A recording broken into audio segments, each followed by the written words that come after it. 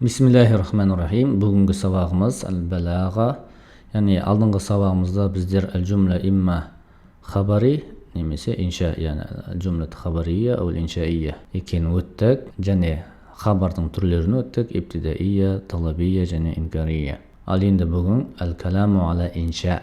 Әл-каламу аля инша. Әл-иншау имма талабиюн ау ғайру талабиин. Яғни инша дегеніміз ол талап қылынады немесе талап болмайтын. Яғни бір нәрсені талап қыласың немесе талап қылмайсың. Сондай болып бөлінеді. Фат-талабию ма ястад'i матлубан ғайру хасилин вақтат талаб. Яғни ат-талаби дегеніміз әл-калам. Ат-талаби ол сен талап қылып тұрған нәрсең қазір болып жатқан жоқ. Яғни мағынасы сен оны айтуың керек қой, яғни сен оны әмір қылуың керек қой, талап қылуың керек. Мысалы, же, іш, жаз деп айтатын болсаң, ол қазір жеп ішіп жазып жатқан жоқ. Демек, ол сенің айтқаннан кейін ғана болатын нәрсе болғандықтан, ма ястад'i матлубан ғайру хасилин вақтат талаб. Дәл қазір талап қылған кезінде болып жатқан жоқ. Екіншісі, ва ғайру талаби ма лайса казалик. Яғни ат-талаби ғайру талаби ол оған қарама-қарсы, яғни ондай емес дейді. Әл-ауалу, яғни ат-талаби якуну би хамсати ашяа. Ол 5 нәрсемен болады. Әл-әмр, уан-нахи, уал-истифхам, уат-таманни, уан-нида. Яғни біздер ат-талаби деген кезде джумла талабия немесе әл-калам ат-талаби деген кезде көбіне тек қана әмір түсінеміз. Жоқ, ол 5 нәрсе: әмір, ән-нахи, истифхам, таманни, уан-нида. Түсінікті, да? Енді оның біріншісі әл-әмр. Әл-әмр أما الأمر فهو طلب الفعل على وجه الاستعلاء وله 4 صيغ. Yani الأمر дегеніміз ол бір іс-әрекетті талап қылады жоғарыдан төменге, яғни على وجه الاستعلاء, жоғарыдан төменге біз бір іс-әрекеттің болуын талап қылады. Және оның 4 формасы бар дейді. Әмір, джумла ау калам 4 формамен істелінеді дейді. Біріншісі фи'лул әмір. Yani fi'l әмір. Наху худил китаба биқуа. Кітапты жаңағыдай мықты ал дейді. Екіншісі әл-мудари'у әл-мақруну бил-лам. Yani ләммен келетін мудари'. Yani ләмул әмір деп те айтады оны. Лиюнфиқ лу саатин мин саатихи. Yani лиюнфиқ ләмул әмір. Үшіншісі исму фи'л әмір. Исму фи'л әмір. Yani исму фи'л әмір дегеніміз оның ішінде исму фи'л деп айтатын болсақ, ол етістіктің мағынасын қамтиды, бірақ харакаттарын қабылдамайды. Соны исм фи'л дейді. Ол өзі мады, мудари, әмір болып бөлінеді. Бір ғана формада келеді. Исм фи'л әмір деген, яғни фи'л әмірдің мағынасы қамтиды, бірақ харакаттарын қабылдамайды деген. Яғни ол исм. Хайя алал фалах. Яғни хайя алал фалах, яғни намазға асығыңдар, яғни жетістікке асығыңдар. Талап мағынасы бар. Төртінші әл-маздару наибу ан фи'л әмір. Яғни маздар болып келеді, бірақ фи'л әмірді ауыстырып тұрады, яғни соның мағынасында келіп тұрады. Мысалы, сa'ян фил хайр. Сa'ян фил хайр деп айтатын болсақ, ол әл-маздар наибу ан фи'л әмір. Яғни мағынасы ис'a фил хайр. Ис'a фил хайр. Енді шартқа келетін болсақ, Ибн Усайминнің біріншісі, yani anıqtamanı əmmel əmru fəhuva talabul fi'l ala vecil isti'la. Huna yahsunu an yuqalu huwa talabul fi'l ala vecil isti'la bi sigatin məxsusa. Thumma naqulu siga. Yani anıqtamada автор, yani Durusul Balağanın авторы не деп айтты? Talabul fi'l ala vecil isti'la деп тоқтады. Бірақ оған біз би сигаtin məxsusa дегенді қосатын болсақ, yani белгілі бір формалармен болады. Жаңа төртеу ғой: фи'л әмір, әл-мудари' мақрун бил-лам, исм фи'л әмір, әл-маздар наиб ан фи'л әмір. Осы төртеу болғандықтан сол белгілі бір формалармен болады деп айтса жақсы болар еді дейді. Сумма нақулу сига, содан кейін формаларын жаңа айтамыз дейді, төртеу. Фахараджа, яғни жаңа анықтамадан біздер нені алып тастаймыз? Яғни талабул фи'л, талап деген кезде биқаулина талабу ма лайса би талаб, яғни талап етілмейтін етістік ол шығып кетеді. وبقولنا طلب أو بطلب الفعل طلب الترك, يعني ترك тастау, ол әл-әмірге жатпайды, әмір болып есептелмейді дейді. وبقولنا على وجه الاستعلاء الالتماس والدعاء ما كان على غير وجه الاستعلاء فهذا طالب لا على وجه الاستعلاء فلا يكون أمرا. يعني жаңағыда анықтамада طلب الفعل على وجه الاستعلاء استعلاء дегенімізде жаңағы жоғарыдан бұйырып тұру әмір болып есептелінеді дейді.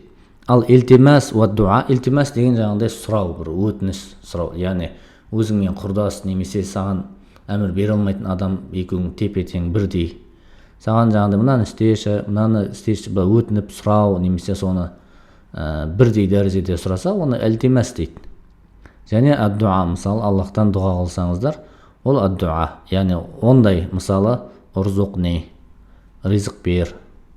Ал илтимасқа мысалы бір адам өзіңмен құрдас, өзіңмен тең адамға айтсаң, мысалы аътини, берші деп. Яғни сен әмір қылып тұрған жоқсың, бірақ оны өтініп сұрап тұрсың. Соны илтимас дейді. Яғни олар фиал әмір болып есептелмейді дейді. Яғни фиал әмір мағынасында, яғни сыйғасында келгенімен, бірақ иғрабын бәрін алады фиал әмірдің, бірақ мағынада олар фиал әмір болып есептелмейді дейді. Келесі әл-ән сара арбау сыйғин лил әмір, яғни фиал әмір, яғни фиал емес әмірдің төрт формасы бар екен. Ол біз бәріміз білетін, ол фиал әмір, худил китабы би қуа. Екінші әл-мудари ва әл-мақруну биллам.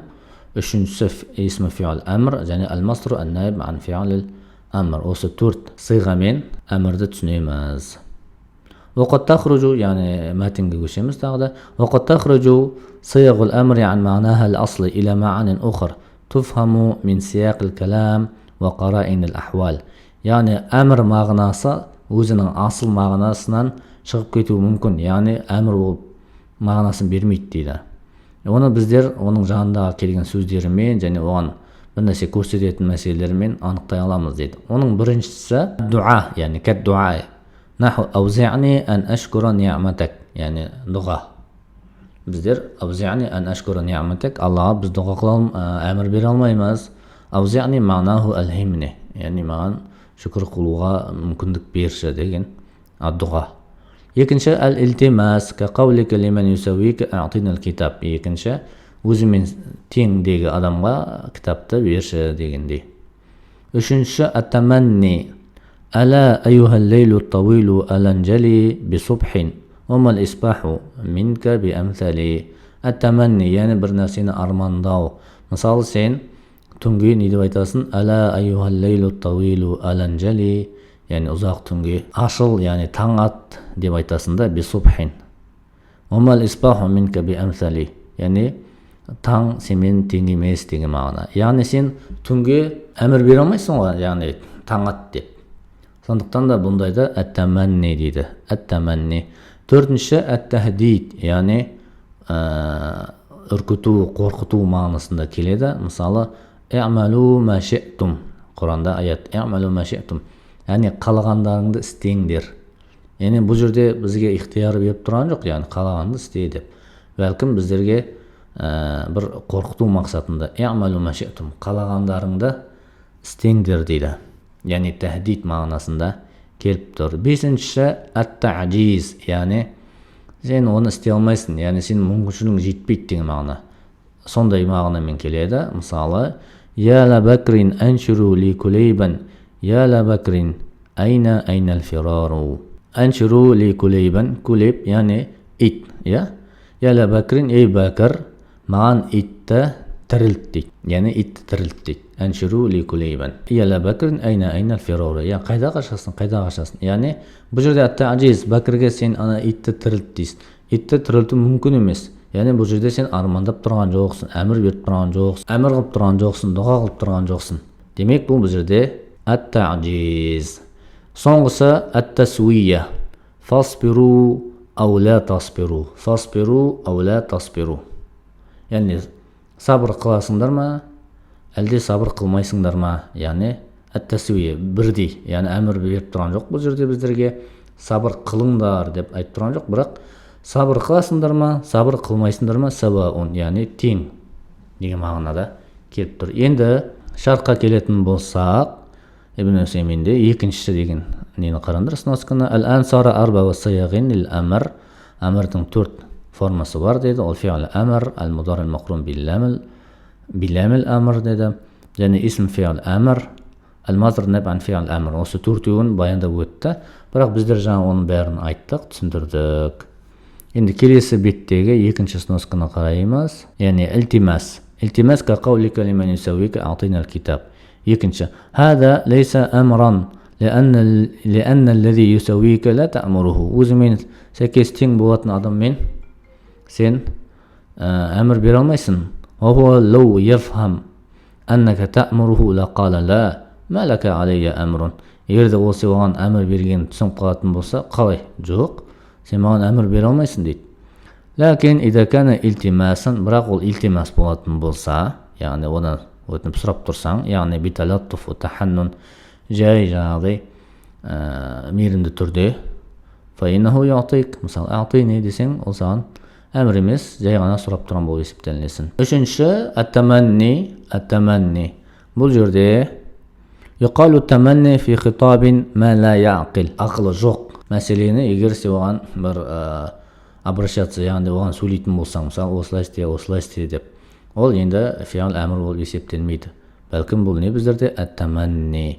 Мысалы, الشاهد في قوله إنجلي ولا يمكن أن يقول الليل وهو لا يعقل إنجلي. يعني сен түнге инжали, яғни таң ат, ашыл деп айта алмайсың. Төртінші, ат-тахдид i'malu ma shi'tum деген аятта ма'лумун анна Аллаха та'ала ла яқулу линнас i'malu ma shi'tum. Адамдарға сендер қалағанын істеңдер деп біздерге не айтпады дейді. Бәлкім i'malu ma shi'tum лит-тахдид, яғни қорқыту мақсатында айтты. Яғни юхаддид al-башар, адамдарды қорқыту үшін. Вад-далилу ала залика қаулуху та'ала бa'даха иннаху бима я'малуна басир. Расында ол сендердің не қылатындарыңды, не істейтіндеріңді біледі. Фасауфа я'ламу бикум ва юхасибукум. Ол сендерді істеріңді біледі және оған есебін алады дейді. Келесі бетте ат-та'жиз. Я ла бакрин аншру ли кулейбин, я ла бакрин айна аль-фирару деген жерде аншру ли кулейбин, яғни ахюху, оны маған тірілтіңдер деген. Умислу қаулуху та'ала ва ин кунтум фи райбин мимма наззална ала абдина фаъту би суратин мин мислихи. Яғни егер сендер біздің түсіргенімізге күмән келтірсеңдер, онда дәл сондай бір сүре мен келіңдер дейді. Бірақ ол не?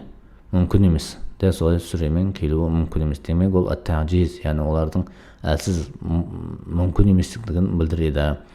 Ла ма ястати'уна фахаза та'жизун ва тахаддин. Яғни бұл олардың мүмкін емес, яғни әлсіздігін көрсетіп қояды дейді. Ва мислу қаулихи та'ала фи сигати ат-таниya қанда фаляту би хадитин мислихи ин кану садиқин. Дәл осындай бір сөзбен келіңдер егер де сендер шыншыл болсаңдар. Яғни бұл жерде не? Ат-та'жиз. Ва мислу қаулихи та'ала أم لهم سلم يستمعون فيه فليأتي مستمعهم بسلطان مبين. Әлде олардың бір тыңдайды несі бар ма дейді, баспалдақтары естейтін, біледі. Дәл сондай немен келіңдер дейді. Яғни ондай көп, уәл әмсилату кәсира, ондай мысалдар көп Құранда, жалпы адам тілінде де. Яғни ат-та'жиз, оны істей алмайды, мүмкін емес болған себепті. Соңғысы ат-тасвия фасбиру ау ла тасбиру. Ад-далилу аля ат-тасвият қаулуху бa'даха саваун алейкум. Яғни оның тасвия екені бәрібір, яғни бірдей екеуі де. Сол аяттың кейін келетін саваун алейкум, яғни сендерге бәрібір, яғни сабыр қыласыңдар ма, сабыр қылмайсыңдар ма, ол бәрібір, яғни ат-тасвия. Сонымен біздер не түсіндік? Әл-кәлам әл-хабар немесе инша болады. Әл-кәламу хабар туралы айттық. Енді әл-кәлам әл-инша, ол өз екіге бөлінеді. Имма талабийин ау ғайры талаби.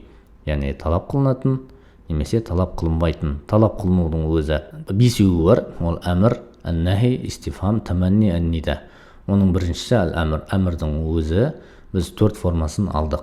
4 формасын алдық және тағы да 6 формасы әмір мағынасында келмейді, басқа мағыналарда келеді. Яғни ол әмір формасымен келгенімен мағынасында басқа мағына береді. Сонымен аяқталды.